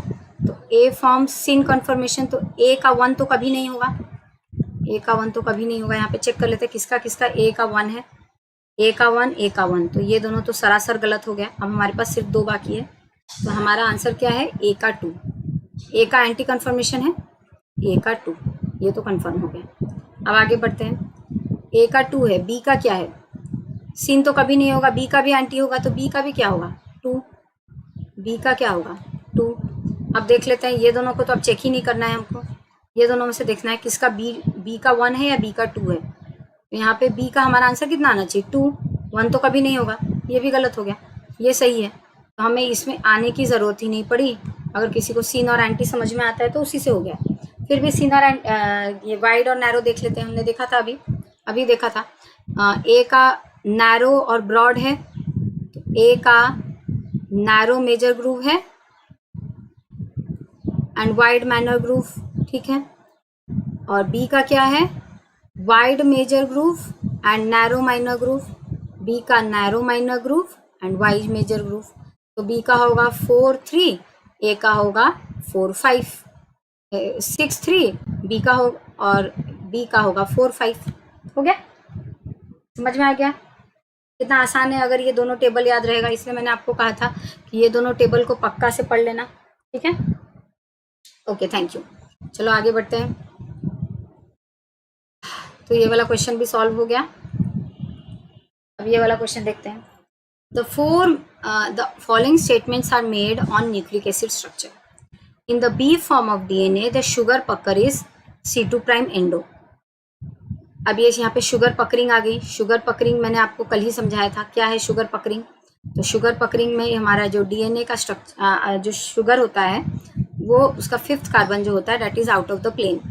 ये फर्स्ट कार्बन है, ये सेकेंड, ये थर्ड, ये फोर्थ। तो अगर सेकेंड कार्बन भी आउट ऑफ द प्लेन चला जाए तो उसे कहा जाएगा C2' एंडो। अगर सेकेंड कार्बन प्लेन के ऊपर जाए तो C2' एंडो, क्योंकि वो इसके पास आ गया। अगर वो प्लेन के नीचे चला जाए तो उसे कहा जाएगा C2' एक्सो। वैसे ही C3 प्राइम अगर ऊपर चला जाए 5th के पास तो उसे कहा जाएगा C3' एंडो। अगर नीचे चला जाए 5th के दूर में तो उसे कहा जाएगा C3' एक्सो। ये तो हमने कल पढ़ाई था on the basis of syn and anti. Thank you. Okay, thank you Prinsu. कोई बात नहीं, आपको बस इतना याद रखना है सिन और एंटी में कि हमेशा पायरिमिडिन जो है वो सिन नहीं, वो एंटी होता है। हमेशा पायरिमिडिन जो होता है वो एंटी होता है, इतना बात याद रखना। और प्यूरिन दोनों में से एक हो सकता है, सिन भी हो सकता है, एंटी भी हो सकता है, लेकिन हमारे DNA ए और बी जो है वो एंटी को चूज करते हैं। इतना बात याद रखना बस, ठीक है। तो पायरिमिडिन हमेशा एंटी होता है। मैंने आपको उसी दिन याद करने का तरीका बताया था, क्योंकि पायरिमिडिन क्या है, कट है, तो हम कट के खिलाफ हैं, इसलिए पायरिमिडिन हमेशा एंटी होता है। उसका रीज़न भी मैंने बता दिया। जो ऑक्सो ग्रुप है वो अगर अंदर की तरफ होगा शुगर के पास तो स्टेरिक हिंड्रेंस होगा, इसलिए वो दूर में होता है। तो इसलिए पायरिमिडिन हमेशा एंटी होता है और प्यूरिन एंटी और सिन दोनों होता है। लेकिन हमारे DNA में एंटी वाला शुगर होने से जो मेजर ग्रूव और माइनर ग्रूव है ना, वो बेटर, उसका बेटर केमिकल वो या मेजर ग्रुप जो है वो ज़्यादा डीप जा पाता है, ज़्यादा अच्छा हो पाता है। तो अगर एंटी कन्फर्मेशन ले लिया जाएगा ग्लाइकोसाइल का, तो उसके लिए उससे मेजर ग्रुप को थोड़ा फायदा होगा, इसलिए हमारा DNA जो है वो एंटी ले जाता है, ठीक है। चलिए आगे बढ़ते हैं। अब देखते हैं शुगर पकरिंग, तो मैंने कल बताया था। तो C2' एंडो क्या होता है और C2' एक्सो क्या होता है, उसके बाद C3' एंडो एंड C3' एक्सो। हमारे DNA में क्या चूज किया जाता है, हमेशा C2' एंडो चूज किया जाता है, ये बात याद रखना, ये हमने पढ़ा है। B फॉर्म में C2' एंडो को चूज किया जाता है, A फॉर्म में C3' एंडो और Z फॉर्म में C2' endo for pyrimidine and C3' endo for purine. ये बात याद रखना है आपको, ठीक है। तो ओके, ठीक है। अब आगे बढ़ते हैं। तो ये क्या क्वेश्चन पूछ रहा है, in the B form of DNA the sugar pucker is C2' endo, yes ये करेक्ट है। In RNA the sugar pucker is C3' exo. Check कर लेते हैं। मैंने आपको ये बताया था कि RNA जो होता है वो A फॉर्म के साथ सिमिलर होता है, RNA कभी भी B फॉर्म के साथ सिमिलर नहीं होगा। तो RNA अगर है एक डबल स्ट्रैंडेड आरएनए अगर है तो उसके सारे फीचर्स ए फॉर्म की तरह होंगे। तो C3 एंडो है ए, तो यहाँ पे देखते हैं in RNA the sugar pucker is C3 exo, तो ये गलत हो जाएगा क्योंकि हमारा ए का क्या है C3 एंडो। आगे बढ़ते हैं। तो vowel base pair is formed between G and A in RNA, ये गलत है क्योंकि मैंने यहाँ पे लिखा है वॉवल बेस पेयरिंग G और ग्वानिन और यूरासिल के बीच में होता है, हाइपोजैंथीन एंड यूरासिल के बीच में, हाइपोजैंथीन एंड एडेनाइन के बीच में, हाइपोजैंथीन एंड साइटोसिन के बीच में। ये आपको याद रखना होगा कि GU के बीच में हो सकता है, नहीं तो IU, हाइपोजैंथीन को I से रिप्रेजेंट किया जाता है, नहीं तो IA, नहीं तो IC, तो ये भी गलत है। अब नेक्स्ट है a change in the sugar pucker from C2 endo in bDNA to C3 endo alters the width and depth of the major groove। अगर bDNA में, हमारा bDNA में क्या है C2 एंडो, अगर वो C3 एंडो हो जाएगा तो क्या मेजर ग्रूव और माइनर ग्रूव में फर्क आएगा? हाँ आएगा, क्योंकि ग्लाइकोसाइल बॉन्ड की वजह से ही तो मेजर ग्रूव और माइनर ग्रूव बनता है। यहाँ पे देखिए ना, इस बॉन्ड की वजह से ही तो मेजर ग्रूव माइनर ग्रूव बन रहा है। तो अगर शुगर में चेंजेस कुछ आएंगे मेजर ग्रूव और माइनर ग्रूव में फर्क पड़ेगा। ठीक है, ये भी ठीक है। अब बोल रहा है कौन सा करेक्ट है, तो हमें कौन सा करेक्ट मिला अभी तक, ए और डी, आंसर है ये वाला। वॉवल बेस पेयर क्या है तो ये आपको पता होगा। आरएनए में ये हमारा mRNA है, यहाँ पे tRNA आता है। सॉरी, मैं अच्छे से बना देती हूँ, थोड़ा सा वॉवल बेस पेयर आपको याद करा देती हूँ। ये mRNA है, उसमें कोडॉन्स होते हैं, तो समझ लीजिए यहाँ पे अगर AUG है कोडॉन, ये 5 प्राइम से 3 प्राइम mRNA है हमारा, तो यहाँ पे जो आएगा tRNA, उसका जो एंटीकोडॉन रीजन होगा, या एंटीकोडॉन रीजन में क्या लेके आएगा, अगर यहाँ पे AUG है तो यहाँ पे लेके आएगा UAC, क्योंकि एंटीकोडॉन में इसका कॉम्प्लीमेंट्री सारे इसका कॉम्प्लीमेंट्री बेसिस होते हैं। कोडॉन अगर है AUG तो एंटीकोडॉन होगा UAC। लेकिन वॉवल हाइपोथेसिस क्या बताता है कि tRNA जब आके बाइंड करता है mRNA में तो फर्स्ट और सेकेंड बेसिस तो कंफर्म रहता है। अगर AU है तो यहाँ पे UA होगा, लेकिन G अगर है तो यहाँ पे C ना भी होने से चलेगा। यहाँ पे हम वेरिएबिलिटी ला सकते हैं, हम यहाँ पे फ्रीडम कर सकते हैं। मतलब अगर G है तो यहाँ पे C ना होके U होने से भी चलेगा। मतलब वॉवल हाइपोथेसिस बताता है कि थर्ड जो हमारा एंटीकोडॉन है, यहाँ पे समझ लो कोडॉन है AUG, ये हमारा mRNA है जिसे कि आप प्रोटीन में कन्वर्ट करना है। ठीक है, क्या होता है DNA से क्या बनता है mRNA, फिर mRNA से प्रोटीन बनता है।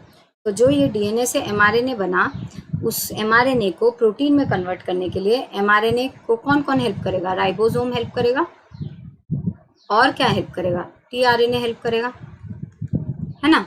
तो राइबोसोम हेल्प करेगा और tRNA हेल्प करेगा। तो tRNA क्या करेगा, जैसा ये कोडॉन है वैसा अमीनो एसिड लेके आएगा। तो समझ लो ये tRNA है हमारा, तो ये यहाँ पे अमीनो एसिड लेके आया। AUG अगर है तो यहाँ पे मिथियोनिन लेके आएगा। इसका चार्ट ऑलरेडी है जिसको बोलते हैं जेनेटिक कोड, कि कौन सा कोडॉन होने से कौन सा अमीनो एसिड आएगा। ठीक है, अब यहाँ पे अमीनो एसिड अगर AUG है तो उस चार्ट में लिखा है ऑलरेडी, ऐसा ऑलरेडी हमने डिस्कवर कर लिया है कि अगर AUG होता है तो मिथियोनिन होता है। अगर समझ लीजिए UUU है कहीं तो फिनाइल एलेनाइन नाम का अमीनो एसिड आएगा। इस तरह से चलता है। आपको ये डिटेल प्रोटीन सिंथेसिस में समझ में आएगा या तो आपने पढ़ा होगा। तो यहाँ पे अमीनो एसिड होता है, यहाँ पे कोडॉन होता है, तो इस एंड को बोलते हैं एंटीकोडॉन। तो tRNA पहले आके एंटीकोडॉन लेके आता है और उसका कोडॉन के साथ में कॉम्प्लीमेंटारिटी मतलब हाइड्रोजन बॉन्ड बनता है उनके बीच में। अगर यहाँ पे AUG है तो यहाँ पे ज़रूर इसका कॉम्प्लीमेंट्री होगा tRNA का एंटीकोडॉन नीचे में। AUG का कॉम्प्लीमेंट्री क्या है UAC, तो tRNA UAC लेके आएगा, इसके साथ में हाइड्रोजन बॉन्ड करेगा और मिथियोनिन को छोड़ के चला जाएगा। अब क्या होगा, ये रिएक्शन प्रोसीड करेगा। ये जो mRNA है इसके ऊपर यहाँ पे राइबोसोम बाइंड किया हुआ रहता है और राइबोसोम ऐसे लगा रहता है, mRNA क्या होता है शिफ्ट करता है। तो mRNA पहले AUG के साथ था, अब mRNA शिफ्ट करके यहाँ गया। तो नेक्स्ट 3 कोडॉन्स को राइबोसोम रीड करेगा। राइबोसोम जब रीड करेगा नेक्स्ट 3 कोडॉन्स को तो वो फिर से टीआरएनए को मैसेज भेजेगा। AUG की वजह से ऑलरेडी हमारे पास मिथियोनिन नाम का अमीनो एसिड आ गया है। ठीक है, अब समझ लीजिए यहाँ पे है UUU। अब यहाँ पे ये राइबोसोम है, यहाँ पे बाइंड किया हुआ है। अब ये राइबोसोम मैसेज करेगा टीआरएनए को कि तुम टीआरएनए लेके आओ, UUU अगर है तो तुम लेके आओ फिनाइल एलानाइन, तो ये फिनाइल एलानाइन लेके आएगा। और यहाँ पे क्या होगा इसका एंटीकोडन AAA, तो ये AAA लेके आएगा, AAA इसके साथ बॉन्डिंग करेगा, फिनाइल एलानाइन को छोड़ के जाएगा, इन दोनों के बीच में पेप्टाइड बॉन्ड बनेगा।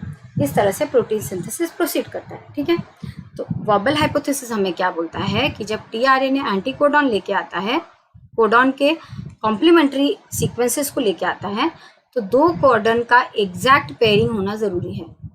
लेकिन ये जो थर्ड प्लेस है ये फ्री है, यहाँ पे किसी किसी जगह पे चेंजेस कर सकते हैं। जैसे कि अगर ग्वानिन प्रेजेंट है यहाँ पे, तो यहाँ पे यूरासिल हो सकता है, कोई बात नहीं। यहाँ ग्वानिन है तो समझ लो UUG है, तो UUG अगर है तो यहाँ पे क्या होना चाहिए था AAC, लेकिन AAC की जगह पे AAU हो सकता है, कोई बात नहीं, इसको बोलते हैं वॉबल हाइपोथेसिस।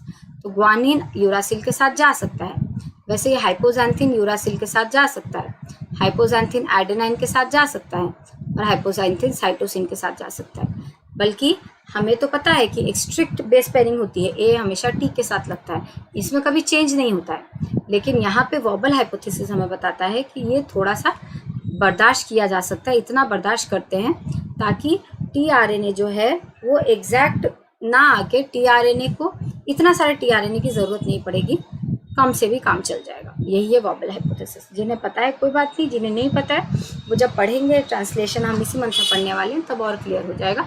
अभी के लिए इसको पढ़ने के लिए, समझने के लिए इतना नॉलेज काफ़ी था। ठीक है, आगे बढ़ रही हूँ मैं, बोलिए, आगे बढ़ रही हूँ मैं।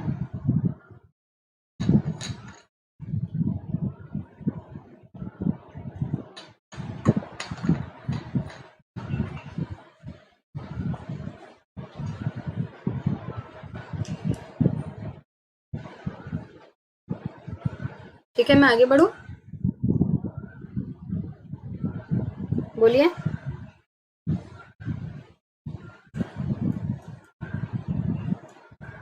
आगे बढ़ रही हूँ मैं, ठीक है ना?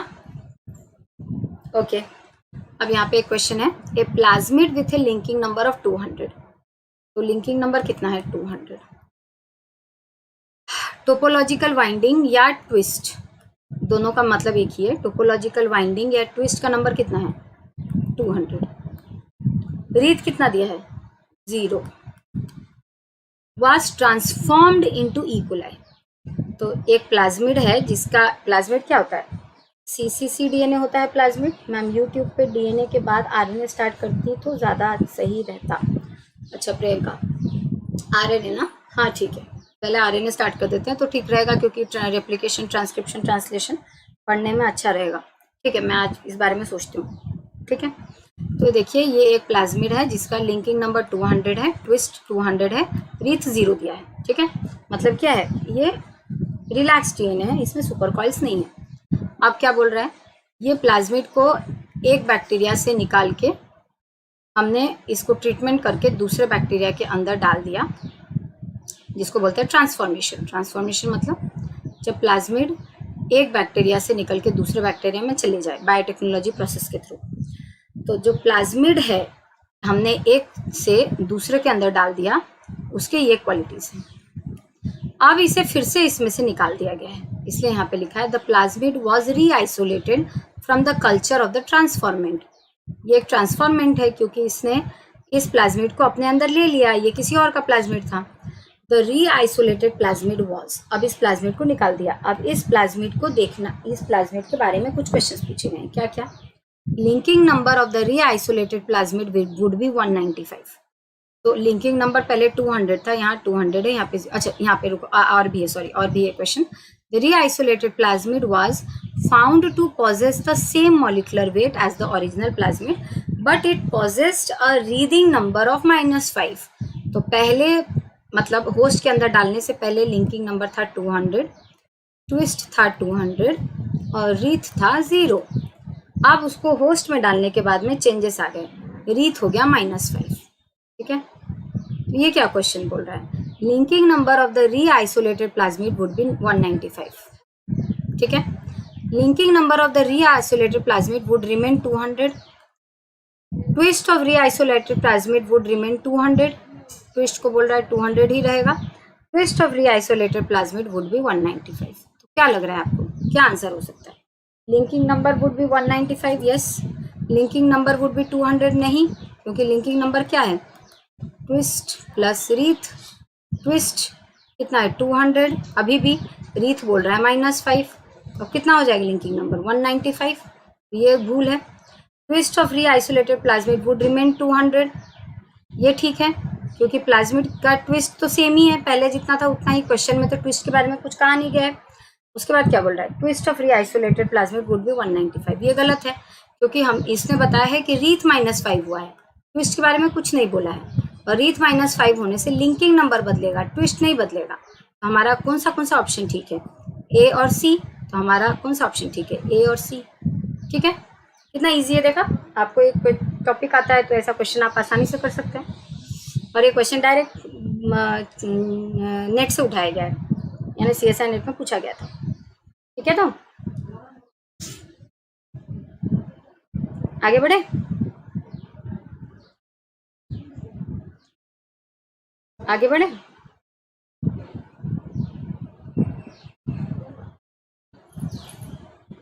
आगे बढ़े,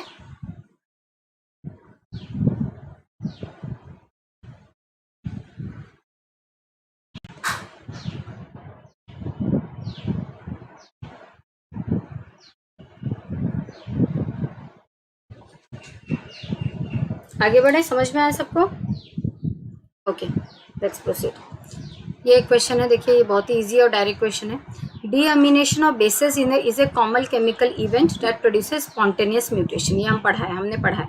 विच one of the following bases will be found by deamination of five methyl cytosine, तो 5-मिथाइल साइटोसिन का अगर डीअमीनेशन हो जाएगा तो क्या बनेगा, थाइमिन, ये मैंने आपको पढ़ाया था, इसका आंसर थाइमिन होगा, सिंपल सी बात, ये तो ईजी है, डायरेक्ट क्वेश्चन है। आगे बढ़ते हैं।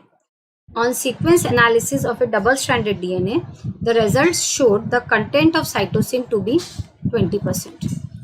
What is the amount of A and T put together? मतलब ये बता रहा है कि साइटोसिन का 200 है, साइटोसिन का 200 नहीं 20% है, तो ये पूछ रहा है A और T का कितना होगा मिला के। ये क्या हो गया, चारगाफ्स रूल इसमें अप्लाई करेंगे। चारगाफ्स रूल का ये 3 पॉइंट आप रख लीजिए दिमाग में, इसको अप्लाई करने से कोई भी क्वेश्चन सॉल्व हो जाएगा चारगाफ्स रूल का। ये 3 इसलिए मैंने इनको लिखा है, आप लोग भी अपनी कॉपी में लिख लीजिए। चारगाफ्स रूल क्या कहता है, purine, number of purines is equal to pyrimidine in a DNA, in DNA molecules of the same species. अगर मेरे हर सेल में प्यूरिन पायरिमिडिन का अमाउंट हर सेम रहेगा, अगर डीएनए जितना भी प्यूरिन पायरिमिडिन होगा मेरे बॉडी में वो सेम होगा हर सेल में, वो हर सेल के हिसाब से बदलेगा नहीं। तो इसलिए प्यूरिन क्या होता है A+G, पायरिमिडिन क्या होता है C+T, तो A+G is equal to C+T। उसके बाद वो क्या बोल रहे हैं कि क्योंकि A थाइमिन के साथ में डबल बॉन्ड बनाते हैं, तो जितना A होगा उतना तो थाइमिन होना ज़रूरी है, A is equal to T, C is equal to G, और इस बेसिस पे हमने इसको रिड्यूस किया A/T is equal to C/G। तो ये वाला फॉर्मूला, ये 3 चीज़ें आपको याद रखना है। तो क्वेश्चन में पूछ रहा है कि साइटोसिन 20% है, तो साइटोसिन अगर 20% है तो आपको पता है कि साइटोसिन ग्वानिन के साथ ट्रिपल बॉन्ड बनाता है, तो जितना साइटोसिन होगा उतना ग्वानिन होगा। C is equal to G is equal to 20%, हम लिख सकते हैं C is equal to G is equal to 20%। ठीक है, तो अब यहाँ पे लिखते हैं A+G is equal to C+T। A कितना है 20% और G कितना है, सॉरी A कितना, A नहीं दिया है, सॉरी A+G कितना है 20%, क्योंकि C 20% है तो A भी 20%, G भी 20% होगा। अगर C 20% है तो G भी 20% होगा। A प्लस 20% हम लिख सकते हैं इज इक्वल टू C, तो क्वेश्चन में दिया है 20% प्लस T। ये क्या बोल रहा है A+G is equal to C+T। तो अगर एडेनाइन और अगर साइटोसिन और ग्वानिन का परसेंटेज साइटोसिन और ग्वानिन का परसेंटेज 40 है, क्योंकि C is equal to G है, हम लिख सकते हैं ना C plus G is equal to 40। तो अगर C plus G is equal to 40 है तो A प्लस टी कितना होगा? ऑफकोर्स 60 होगा रिमेनिंग। तो A प्लस टी कितना होगा? 60। तो C, क्योंकि A is equal to T है, तो अगर C is equal to G is equal to 20%, मतलब C is equal to G is equal to 40%, A is equal to T is equal to x, तो A plus T is equal to 60% नहीं आएगा? नहीं आएगा। तो काफी simple question है, direct question है, ठीक है।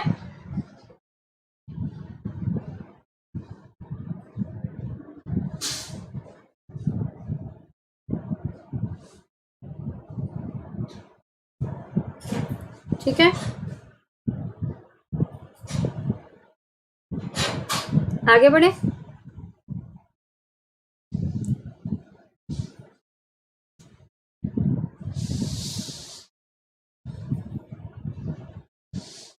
ठीक है, तो कि किसी को प्रॉब्लम है इस क्वेश्चन में? ठीक है, तो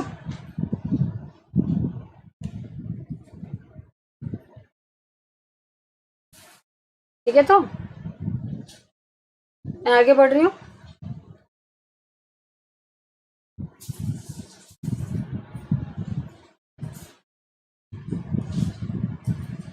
आगे बढ़ रही हूँ, देखिए। The C value paradox suggests that, इस बारे में मैंने नहीं बताया, इसलिए ऐसा टाइप का एक क्वेश्चन डालने की कोशिश की ताकि कुछ आपको नया पता चले। ठीक है, समझ में आया ना? ये वाला पुराना वाला क्वेश्चन समझ में आया ना? Okay, next, thank you. C value paradox क्या होता है? सी वैल्यू पैराडॉक्स ये होता है, ये एक थ्योरी है, 1950s में आया था ये थ्योरी। इस थ्योरी के हिसाब से the amount of nuclear DNA in the unreplicated gametic nucleus, ये बताता है, मतलब ये इसका आंसर एक्चुअली 3 है। मैं आपको इसके बारे में बताने के लिए क्वेश्चन लाई थी। सी वैल्यू पैराडॉक्स का मतलब होता है कि एक हैप्लॉइड जीनोम में कितना डीएनए है, बस। The amount of nuclear DNA in the unreplicated gametic nucleus. Gametic nucleus मतलब क्या होगा? हैप्लॉइड। तो अनरेप्लिकेटेड मतलब हैप्लॉइड जीनोम में कितना डीएनए होता है एक ऑर्गेनिज्म में या एक स्पीशीज में, उसको बोलते हैं सी वैल्यू पैराडॉक्स। ठीक है, इसका मतलब और कुछ नहीं है, यही इसका मतलब है। ये एक थ्योरी दिया था 1950s में। मैम ये भी डीएनए का टॉपिक है? हाँ बेटा, सी वैल्यू पैराडॉक्स एक टर्म है बस डीएनए का, जो नहीं है लेनी, जो वॉटसन कहीं नहीं है। मैंने बस ये ऐसे एक क्वेश्चन देखा तो उसको थोड़ा मॉडिफाई करके आपको दे दिया ताकि आप सी वैल्यू पैराडॉक्स क्या होता है वो भी जान लें। तो सी वैल्यू पैराडॉक्स क्यों इम्पोर्टेंट है? क्योंकि ये हमें प्लॉइडी बता देता है। हैप्लॉइड है डीएनए ऑर्गेनिज्म सेल या डिप्लॉइड है, ये पता, मतलब प्लॉइडी मतलब क्या है, वो ये बता देता है कि उस स्पीशीज का प्लॉइडी के हिसाब से ये जो गैमेटिक न्यूक्लियस में यानी हैप्लॉइड जीनोम में कितना डीएनए होगा, वो कैसे चेंज हो जाएगा, चेंज कैसे होगा अगर प्लॉइडी चेंज होगी तो। इसलिए ये एक थ्योरी दिया गया था 1950s में एक साइंटिस्ट की तरफ से। ठीक है, बस इतना ही बोलना था इस बारे में। अब उसके बाद देखो, in context of DNA methylation which of the following is false? Generally methylation occurs at the 3' carbon of cytosine and converts it to three methyl cytosine. ये गलत है, क्योंकि आपको याद होगा मिथाइल जो साइटोसिन होता है उसका मिथाइलेशन 5th कार्बन में होता है, 5-मिथाइल साइटिडीन। और एडेनाइन जो प्रोकैरियोट्स में मिथाइलेशन होता है वो N6 में होता है, साइटोसिन होता है यूकैरियोट्स में। तो यूकैरियोट्स में मिथाइलेशन जो साइटोसिन का होता है वो 5th कार्बन में होता है। यहाँ ये बात तो याद रखने वाली है, ये मैंने बहुत बार बोला है और बहुत इंपॉर्टेंट है, तो ये तो रॉन्ग है। फिर maintenance methyl transferase act constitutively on hemi methylated sites and convert them to fully methylated sites. मतलब क्या है, जब डीएनए रेप्लिकेशन होता है तो एक स्ट्रैंड को देख के पेरेंट स्ट्रैंड को बेसिस बना के एक नया डॉटर स्ट्रैंड बनता है। तो पेरेंट स्ट्रैंड में जहाँ जहाँ पे सी मिथाइलेटेड है, अब ये तो नया बना है, इसमें अभी इतनी जल्दी तो मिथाइलेशन नहीं होगा, ये बाद में मिथाइलेशन होता है धीरे से। तो ये मिथाइलेशन कौन करता है? Maintenance methyl transferase. तो ये ठीक है। During mammalian gametogenesis the genomic methylation patterns are erased in the primordial germ cells. Of course ये भी ठीक है, क्योंकि हमारे सेल में जो जो डीएनए मिथाइलेट हुआ है, अगर गैमेट में उन्हें उस मिथाइलेशन को नहीं हटाया जाएगा तो गैमेट में वो जीन मिथाइलेट होके ही नेक्स्ट जनरेशन को चले जाएंगे, जो कि सही नहीं है। क्योंकि अगर पहले से ही मिथाइलेट हो जाएंगे तो जाइगोट में पहले से ही कुछ कुछ डीएनए मिथाइलेटेड रहेगा, तो फिर वो आगे जाके सेल के बेसिस पे कैसे डिसाइड होगा कि कौन सा मिथाइलेट करना है? क्योंकि जाइगोट जो है वही फिर आगे जाके एक मल्टीसेल्युलर ऑर्गेनिज्म बनाएगा, तो वो हर एक टिश्यू के हर एक सेल के बेसिस पे डिसाइड होगा कि कौन सा डीएनए मिथाइलेट होगा, कौन सा नहीं होगा। इसका मतलब यह है कि जाइगोट में सारे डीएनए अनमिथाइलेटेड होना जरूरी है, सारे साइटोसिन अनमिथाइलेटेड होना जरूरी है। तो ये बता रहा है कि during mammalian gametogenesis the genomic methylation patterns are erased in the primordial germ cells. नहीं, ये ठीक है, ये भी ठीक है। तो इसलिए ये क्या बोल रहा है? हाँ, हमें इरेज करना पड़ता है, हमें मिथाइलेशन हटाना पड़ता है जर्म सेल्स में, नहीं तो फिर अगर वो मिथाइलेशन होके ही गैमेट्स फ्यूज कर जाएंगे तो जाइगोट में मिथाइलेटेड डीएनए आ जाएगा, जो कि नेक्स्ट जनरेशन में नहीं हो पाएगा, हम उसको मेंटेन नहीं कर पाएंगे। उसके बाद यहाँ देखिए, replication converts a fully methylated site to hemi methylated site. Yes, ये हमारा दो पेरेंट स्ट्रैंड है, ये दोनों मिथाइलेटेड है, लेकिन जब रेप्लिकेशन होता है ये दोनों पेरेंट स्ट्रैंड अलग होते हैं, फिर नया डॉटर स्ट्रैंड बनता है, तो ये थोड़ी देर के लिए हेमी मिथाइलेटेड स्टेट में रहता है, आधा मिथाइलेशन, डॉटर स्ट्रैंड तो मिथाइलेट नहीं हुआ है, थोड़ी देर बाद होगा, तो रेप्लिकेशन हेमी मिथाइलेटेड साइट्स को गिव राइज करता है। यस, ये भी ठीक है। तो ये वाला गलत है, तो इसका आंसर सिंपल सा, कौन सा ऑप्शन गलत है? तो 1। ठीक है, ये तो सिंपल डायरेक्ट क्वेश्चन था। ये मैंने और इसलिए ज़्यादा डाला है क्योंकि आपको हेमी मिथाइलेशन और मिथाइलेशन का कॉन्सेप्ट यहाँ पे थोड़ा सा पता चल जाएगा इससे। ठीक है, ठीक है, अब मैं आगे बढ़ती हूँ और 2-3 क्वेश्चन है। ठीक है, तो ठीक है, मैं आगे बढ़ रही हूँ।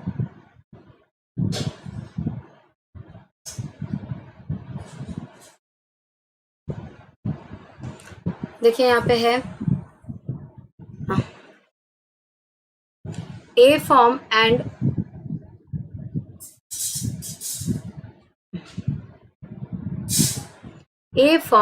Z form of double-stranded DNA differ in the handedness of the helix. Yes, A and B forms, they differ in handedness. B form is our right-handed DNA and this is left-handed DNA. And configuration of the base to sugar. Yes, हमारा based on these properties, which one of the following statements, sorry ये A और Z की बात कर रहा है, ये वही मैं सोचूं क्या हो गया, गलत हो गया। A और Z में A है हमारा क्या, राइट हैंडेड, क्योंकि मैंने बोला था A और B दोनों राइट हैंडेड है, ये मैंने अभी ऐसे ये गलती हो गया, A और B राइट हैंडेड है, A राइट हैंडेड है, Z लेफ्ट हैंडेड है। ठीक है, उसके बाद बोल रहा है शुगर कन्फिग्रेशन, बेस और शुगर कन्फिग्रेशन अलग होता है। यस, A में एंटी होता है और Z में क्या होता है, anti at pyrimidine and syn at purine. ये हमने पहले से लिख लिया ताकि कंफ्यूजन ही ना हो। उसके बाद क्या लिख रहा है कि कॉम्बिनेशन A और Z के लिए क्या है, right handed double helix and anti conformation configuration is found in A DNA। A DNA में क्या राइट और एंटी है? यस है, ठीक है। अब ये बोल देते हैं and left handed double helix with alternating sequence of G and C and मतलब A DNA में ये बोल रहा है कि राइट भी है, राइट हैंडेड है, एंटी है और खाली GC है। ये तो गलत हो गया, इतना दूर ये गलत हो गया। And alternating syn and anti configuration on for the base to sugar arrangement in the Z DNA। ये ठीक है, Z DNA के बारे में ठीक है, और A DNA के बारे में 2 ठीक है, 1 गलत है, तो ये स्टेटमेंट तो गलत हो जाएगा। ठीक है, अब यहाँ पे right handed double helix and syn configuration for the base to sugar in A को बोल रहा है ये राइट हैंडेड और सिन, ठीक है, राइट हैंडेड नहीं, एंटी है यहाँ पे, तो सिन नहीं होगा, ये यहाँ पे ये भी गलत हो गया। आगे बढ़ जाते हैं, left handed double helix and anti for A है राइट हैंडेड और एंटी है, तो ये भी गलत है। अब आगे आते हैं, left handed double helix and syn configuration in A का लेफ्ट हैंडेड और एंटी है, लेकिन यहाँ पे लेफ्ट और सिन दिया है, ये भी गलत है, लेकिन आंसर 1 है। Right handed DNA helix and anti, ये ठीक है। Left handed helix with alt as a general pattern, अच्छा हाँ ठीक है, तो ये वाला ठीक होगा, क्योंकि देखिए यहाँ पे मैक्सिमम चीज़ें ठीक है। Right handed double helix and anti, right handed and anti है ए का, और क्या बोल रहा है, left handed and syn and anti at Z, Z है हमारा left handed, anti for pyrimidine, syn for purine, ठीक है। उसके बाद क्या बोल रहा है कि ए का ऑल्टरनेटिंग जीसी है as a general pattern, alternating GC है एज अ जनरल पैटर्न, तो इन तीनों का तो पूरा ही गलत हुआ। ये हमें सही लग रहा है ऑलमोस्ट, क्योंकि ए और जेड का ऑलमोस्ट सब सही लग रहा है, तो ये आंसर होगा सही, ठीक है। चलिए आगे बढ़ते हैं। Following statements are made. B form of DNA has 10 base pairs per turn and A form has 2.3 angstrom rise per base pair. Both A and B form of DNA have wider major groove and narrow minor groove. The chemical name of adenine is 6-aminopurine. The A DNA has syn conformation of glycosyl bond. कौन सा correct है ये पूछ रहा है। तो the B form of DNA has 10.5, ये भूल हो गया। A and B has both wide major groove and narrow minor groove, ये भी गलत है, क्योंकि A और B का मेजर ग्रूव और माइनर ग्रूव का अलग अलग विड्थ है और अलग अलग है दोनों। फिर A DNA का सिन कन्फर्मेशन नहीं है, हमेशा हमने देखा है कि A और B का एंटी है और Z का एंटी है पायरिमिडिन में और सिन है प्यूरिन में, ये भी भूल है। अब देखना है ये वाला, तो ये ठीक है, क्योंकि एडेनाइन का जो कॉमन नेम है दैट इज 6-aminopurine, तो ये भी ठीक है, ठीक है। मैम आज 7 PM नहीं बेटा, आज नहीं होगा वो क्लास, अभी 1 o'clock पे होगा, उसमें हम थोड़ा सा मोटिवेशन रिलेटेड बातें करेंगे, ठीक है।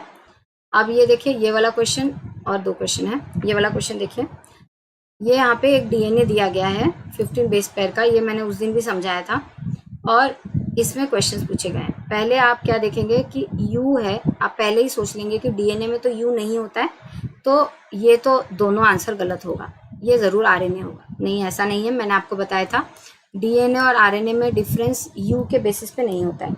डीएनए और आरएनए में किस बेसिस पे डिफरेंस होता है, शुगर के बेसिस पे, OH और सिंपल H वाला पे बेसिस पे डिफरेंस होता है, ठीक है।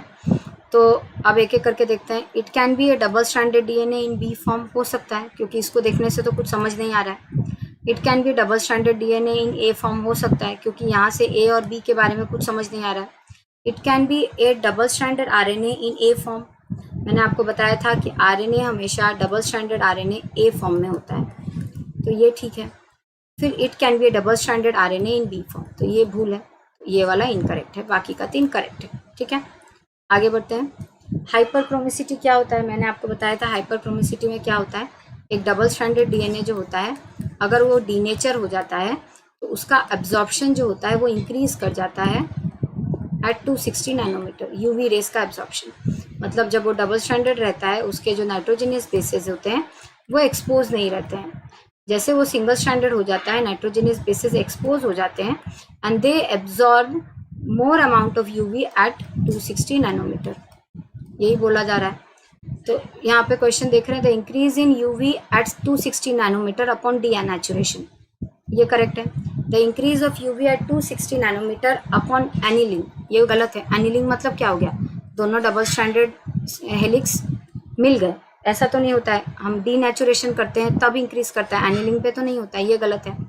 The decrease in UV absorption at 260 nanometre upon annealing, ये भी गलत है। The decrease in UV absorption at 260 nanometre upon denaturation, ये भी गलत है, क्योंकि इंक्रीज करता है, ये वाला करेक्ट है। अभी मेरा 1 बजे और क्लास है, तो इसलिए मैं थोड़ा स्पीड में चलेगी। तो हाइपरक्रोमिसिटी का आंसर ये होगा, क्योंकि हाइपरक्रोमिसिटी का मीनिंग मैंने आपको बता दिया, ठीक है। तो इस तरह से हमने ये क्वेश्चन सॉल्व किए हैं। तो आपने ये देखा कि अगर आप पूरा अच्छे से डीएनए का स्ट्रक्चर पढ़ लिए हैं तो आपको एक तो बेसिक कॉन्सेप्ट क्लियर हो गया है, जो कि हर चैप्टर के लिए ज़रूरी होगा, प्लस कि सारे क्वेश्चंस आप सॉल्व कर पाए। ये सारे मैक्सिमम 2-4 को छोड़ के, 4 शायद छोड़ के नेट से हैं, और उनमें से भी मैंने 2 क्वेश्चन नहीं इंक्लूड किए हैं, उसमें थोड़ा कन्फ्यूजन था तो मैंने छोड़ दिया है वो क्वेश्चन। तो इतने सारे क्वेश्चंस आते हैं डीएनए का, मैम अनअकैडमी पर बायोकेमिस्ट्री स्टार्ट कीजिए और यहाँ पे आरएनए बेसिक से एकदम प्लीज़ मैम, उसके बाद रेप्लिकेशन और other videos. Okay Priyanka, don't worry, I will consider this, मैं करूँगी ऐसा, ठीक है। तो इस तरह से आपको डीएनए स्ट्रक्चर में पढ़ना होगा। डीएनए स्ट्रक्चर के अलावा आपको डीएनए रिपेयर मैकेनिज्म भी पढ़ना होगा। मैंने देखा है इस पे ये दोनों प्लस क्रोमैटिन जो होता है ना, कॉइलिंग ऑफ, या जो डीएनए का जो पैकेजिंग है, वे जो न्यूक्लियोसोम हिस्टोन मॉलिक्यूल्स के साथ में जो पैकेजिंग होता है और वो क्रोमैटिन में कन्वर्ट होता है, ये तीनों चीज़ का एक कॉम्बिनेशन बना के आप पढ़िए तो आप बहुत सारे क्वेश्चंस को सॉल्व कर पाएंगे। क्या क्या? डीएनए का स्ट्रक्चर, डीएनए पैकेजिंग और डीएनए रिपेयर। मैंने देखा है इसके ऊपर बहुत सारे क्वेश्चंस आते हैं। डीएनए पैकेजिंग में हिस्टोन के ऊपर बहुत क्वेश्चंस पूछे जाते हैं। अगर आप ये तीनों का कॉम्बिनेशन मिला के पढ़ लेंगे तो आपको बहुत कुछ, ट्रांसपोजोन्स, ठीक है, then recombination of DNA recombination, transposons, और DNA repair, DNA structure, DNA packaging, और क्या था, और था हाँ, इतना चीज़ अगर आप पढ़ लेंगे तो बहुत सारे क्वेश्चंस आप सॉल्व कर सकते हैं। मैं आज भी देखी कि बहुत सारे क्वेश्चंस इनके ऊपर आते हैं, ठीक है। तो आज की क्लास यहीं ख़त्म करते हैं। अभी 1 बजे हम थोड़ी सी ऐसी मोटिवेशन बातें करेंगे कि आप CSI नेट को क्यों क्वालिफाई करना चाहते हैं और उसके बारे में कैसे पॉजिटिव फील करें, कैसे आसपास की बातों से इन्फ्लुएंस ना हो और अपने एम पे पूरा फोकस करके रहें, ठीक है। तो अभी थोड़ी देर बाद फिर से मिलते हैं। आप ज़्यादा से ज़्यादा डाउट क्लियर हुआ मैम, थैंक यू प्रिंसू, आप इसी तरह से सॉल्व कीजिए। वो जो फर्स्ट क्वेश्चन था वो मैं जब अकेले देखूंगी ना सॉल्व कर पाऊंगी, ऐसा हो जाता है जब ऐसे में देखो ना तो कन्फ्यूजन डेवलप कर जाता है। वो वाला क्वेश्चन मैं थोड़ी देर बाद देखूंगी, होगा तो कभी और देखेंगे, नहीं तो आप लोग खुद सॉल्व कर लीजिए, ठीक है। चलिए अब मैं आज की क्लास बंद करती हूँ। Thank you Prinsu, thank you everyone, thank you.